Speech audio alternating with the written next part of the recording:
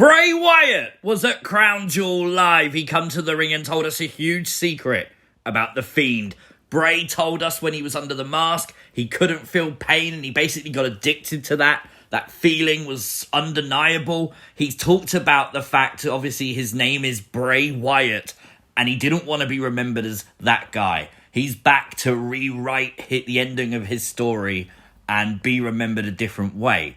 Now, there was a couple of moments during this promo where the crowd, you can see visually, got to Bray Wyatt when they was chanting, "We love you," and they was chanting, you are. Like when he was talking about being better than his family, which I think is a really important thing to mention. Him talking about family is huge because we've been wondering if Uncle Howdy was connected to his family.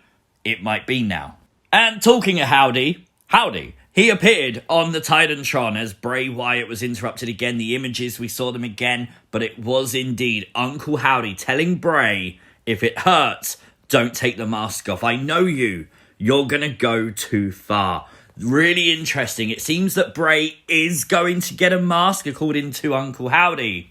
But then what's happening with Alexa Bliss? Because this really broke the internet. This happened in a backstage segment.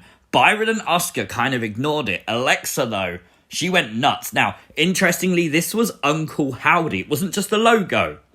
Is this Uncle Howdy reaching out to Alexa Bliss? Is it therefore not even Bray Wyatt himself doing that? Is it a subconscious? Is it the demon of Uncle Howdy? Whatever way you want to look at it. Is he the puppet master now? Is Uncle Howdy pulling all the strings with Bray Wyatt? That thing with Alexa, though, it got everyone's attention because that's the first time anyone's acknowledged the logo. Anyone but Bray Wyatt has acknowledged Uncle Howdy. Very cool. But this is things you might have missed from Crown Jewel. Make sure you hit the like button. And if you are new to the channel, hit the subscribe button too. Something you might have missed straight off the bat was in the intro. You clearly see Naomi is back in the intro, and of course, as you just saw, Sasha Banks is back too. They was removed from the intro after they walked out of WWE and we thought they'd left the company. Now they're back in it. A lot of people are hyped. Does this mean we're getting an imminent return of Sasha and Naomi? Roman Reigns, Logan Paul, the main event delivered. It was good. I loved this. This was so well done. There was moments where you believe Logan Paul beat Roman Reigns. And I mean, it was a hairbreadth away to being the new champion. I love the fact he vlogged during the match when he dived through the table. That was really cool. The entourage got beaten up by the Usos. Jake Paul made his debut. I love the treatment of Solo Sikoa, making him feel like this massive deal. Love that. Could we get Solo versus Jake down the line? But it was a thunderous spear that allowed Roman Reigns to retain the gold. But this was not the normal Roman Reigns championship celebration. This was Roman Reigns selling. He sold his jaw. He looked a little bit worried, a little bit concerned. The bravado was still there, but the attitude was just a little bit more sunken, a little bit more withdrawn. Is Roman starting to lose confidence? The Judgment Day defeated the OC at Crown Jewel. No big surprise Rhea was a difference maker. But did you catch the reference? Carl Anderson being announced as the New Japan Never Open Weight Champion. Finn Balor being called the leader of the Bullet Club. Not just the club, the Bullet Club. That's massive for WWE to do. But the biggest point of all was Rhea Ripley. Michael Cole, during her entrance with the Judgment Day, said she dedicated her attire and her look tonight to the late, great Beth Phoenix. What a savage move by Rhea Ripley. Bayley Bianca, arguably match of the night. Really fun. I don't know if this spot was meant to happen. It looked like Bayley really hurt herself, tripping off the stage, landing on the steel barricade. But there was a heel move that came out of it. If it wasn't planned, they recovered that really well. Great spot. Really weird spot as well where Bianca's head hit the ladder. That looked like it really hurt as Bianca got tripped up by Bayley. Lots of imaginative spots here, creative spots in the match, which I think make the match cool, although I bet that hurt for Bianca. This whole driving the golf cart back down to the ring thing with Bayley on top was actually quite fun. I like that a lot. And then, of course, keeping Bayley trapped under the bottom turnbuckle in a ladder to allow Bianca to win was genius. It keeps Bayley looking strong, but Bianca keeps the title belt. Love that. What's next, though? Because a lot of people have been wondering if it's going to be War Games. I would predict that too, so only time will tell. Let me know your thoughts in the comments below. We have new women's tag team champions as Damage Control defeated Asuka and Alexa Bliss with a huge assistance from crazy Nikki Cross. Nikki coming out, saving the match, costing Alexa the titles. Now, this is where it gets very interesting because clearly WWE have another story for Alexa Bliss coming up. That was hinted at before the match. And interestingly, Nikki Alexa was kind of the story when Alexa originally joined Bray Wyatt.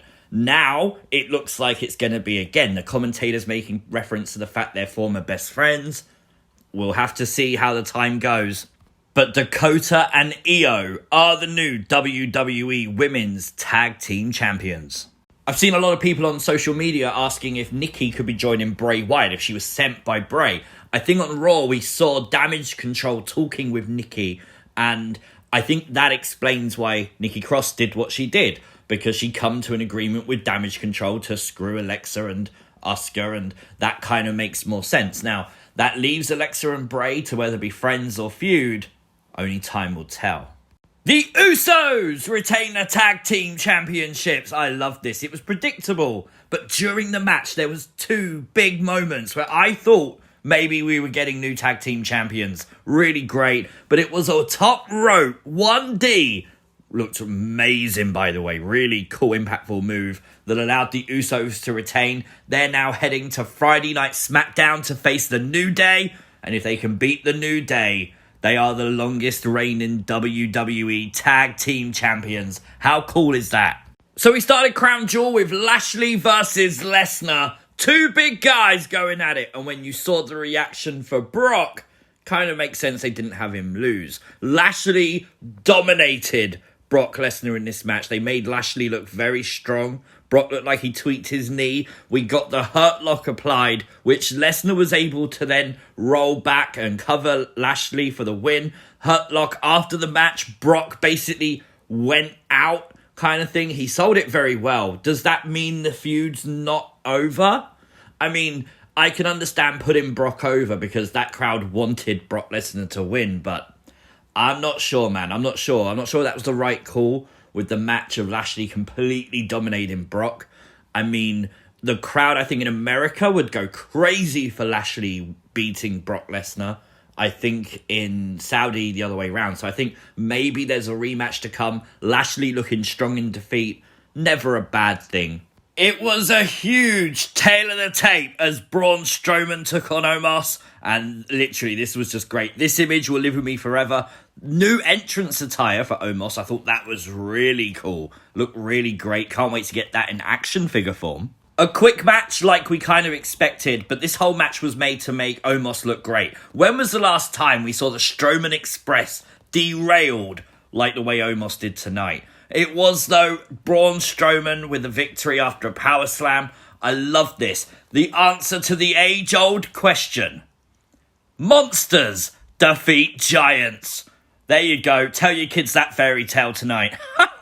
Drew McIntyre defeated Karrion Kross in the steel cage match. And you know what? Maybe I'm a mark. I'm not going to deny that for a minute. But I love the drama in this match. The ending was really cool. The mace to Drew McIntyre, Scarlett locking the door, and then just in the nick of time, a microsecond earlier, Drew McIntyre's feet touched the ground first, allowing him to win.